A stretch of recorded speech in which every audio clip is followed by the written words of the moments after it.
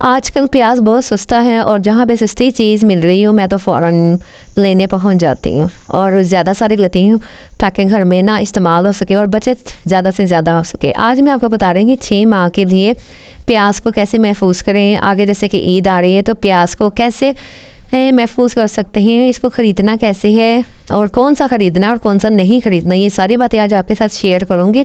और इसको महफूज करने के 5-6 तरीके आपको बताऊंगी कि इसको महफूज किस तरह करना है। तो चले बिस्मिल्लाहिर्रहमानिर्रहीम। अस्सलाम वालेकुम, क्या हाल चाल है?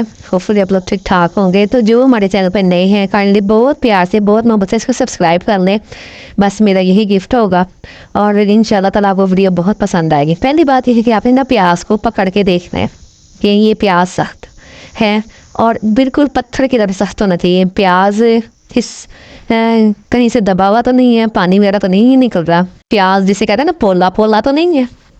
जो गीला गीला और नरम नरम प्याज पड़ा हुआ होता है ना, वो आपने कभी भी नहीं लेना। इसका मतलब है कि वो जो प्याज है ना वो पुराना है और इसका छिलका बिल्कुल क्रिस्पी क्रिस्पी सा होना चाहिए, जैसे पाउडर बन जाए हाथ में आके। और अगर इसे तोड़ें तो बिल्कुल ऐसे क्रंच क्रंच की आवाज़ आनी चाहिए। तो ये जो होता है ना, ये बातें बहुत मद्देनज़र रखनी चाहिए। जो प्याज ज़रा पिंक पिंक कलर का होता है और क्या कहते हैं इसमें क्रंच की आवाज़ आती है छिलकों से, इसका मतलब है कि ये जो प्याज है ना ये फ्रेश है, बिल्कुल ताज़ा है। कुछ जो सब्ज़ी वाले होते हैं ना वो प्याज को पानी लगाते रहते हैं वज़न बढ़ाने के लिए, तो वो प्याज भी जो होता है ना वो ठीक नहीं होता, वो गीला गीला अंदर से ख़राब हो जाता है। और ज़्यादा आपने ना बड़े प्याज लेने हैं ना ही छोटे प्याज लेने हैं, आपने दरमियाने साइज़ के प्याज लेने हैं और पिंक पिंक देख लेने हैं। ये जो पिंक कलर के प्याज होते हैं ना ये ज़रा आँखों में तेज़ तो लगते हैं, लेकिन ना ये इसका जो पकाते टाइम जिसका जायका होता है ना वो बड़ा टेस्टफुल होता है। इसका जायका भी अच्छा होता है और मज़ेदार भी होता है। अच्छा, जिस प्याज का छिलका जो है वो क्रिस्पी है और प्याज सख्त है, इसका मतलब है कि वो प्याज फ्रेश है, पानी नहीं नज़र आ रहा। तो बस यही कुछ चंद टिप्स हैं जिसको आपने ना मद्देनज़र रखना है। अब मैं आपको बताती हूँ कि प्याज को महफूज कैसे करना है। प्याज को महफूज जो है ना, घर में आपने कोई सी भी ना टोकरी ले लेनी है प्लास्टिक की, और प्लास्टिक की टोकरी ऐसी लेनी है जिसमें कम से कम आपका जो है ना 3-4 किलो प्याज या जितना भी आपने दिया हुआ है, किलो 2 किलो 10 किलो, उसके हिसाब से आपने प्लास्टिक की टोकरी ख़रीदनी है और उस टोकरी में ना सुराख होने चाहिए।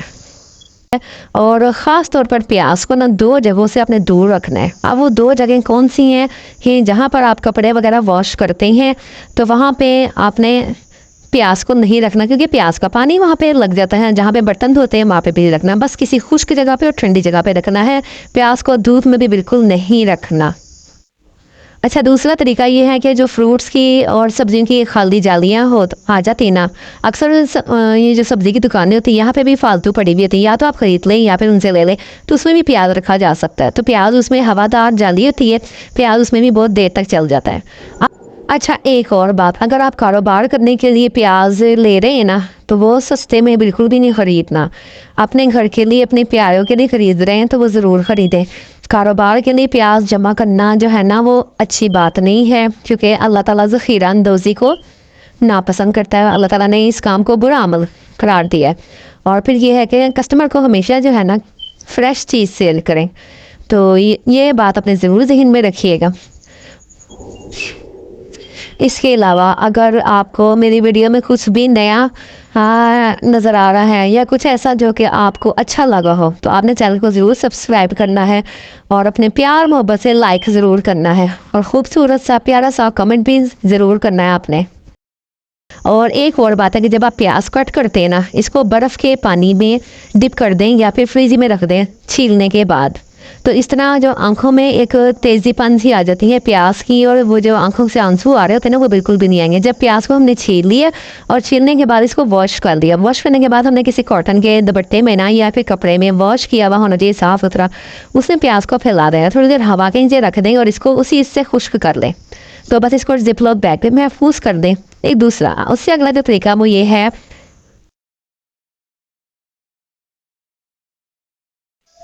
प्याज को ग्राइंड करना रहता है, क्योंकि हमने कभी कभार प्याज की ग्रेवी वाला सालन बनाना है, गोश्त बनाना है, कभी बिरयानी में यूज़ करना है। प्याज तो हर सालन में यूज़ होता है, कुछ ही हैं डिशेस जिसमें प्याज यूज़ नहीं होता, लेकिन जब आपने ग्रेवी बनानी है ना और ग्रेवी के लिए प्याज को ग्राइंड करना तो 2 चीज़ें ऐड करनी है। एक तो सिरका है, मेरे पास ये सेब का सिरका है, आप सादा वाला दूसरा सिरका भी ले सकते हैं जो अंगूर का होता है, जो आम घरों में वाइट कलर का आता है, और 1 चम्मच आपने नमक ऐड करना है। तो इससे प्याज का कलर भी चेंज नहीं होगा और प्याज का जो टेस्ट है ना, जैसे फ्रेश प्याज का टेस्ट होता है ना, वैसे ही आपने इसका महफूज रहेगा इसका टेस्ट। और दूसरी बात यह है कि इसको जिपलॉक बैग में रखें। कुछ लोग जो है ना वो आइसिंग क्यूब में रख देते हैं, तो जैसे फ्रिज में ना स्मेल आ जाती है, तो वो फिर सही नहीं रहता, पानी में भी आ जाती है और बाकी दूध वगैरह में भी आ जाती है। तो मैं जिपलॉक बैग में इसको फ्रीज करके रख दूँगी और बस ये हमारे जो है ना इसके निकालने के बाद इसको हम पीसों में कर लेंगे, तो ये हमारे बहुत सारे डिशेस बनाने के काम आ जाएगा। और क्या कहते हैं, आप पुलाव बनाएं, आप बिरयानी बनाएं और कौरमा बनाएं, टमाटर गोश्त बनाएं, शोरबे वाला बनाएं, जैसे मर्जी बनाएं। तो ये अब आपने फ्रिज में इसको फ्रीज कर लेना है, बेशक 1 साल के लिए रख लें, 6 माह के लिए रख लें, ये प्याज ख़राब नहीं होने का। आखिरी और लास्ट तरीका जो है ना वो है प्याज को फ्राई करने का।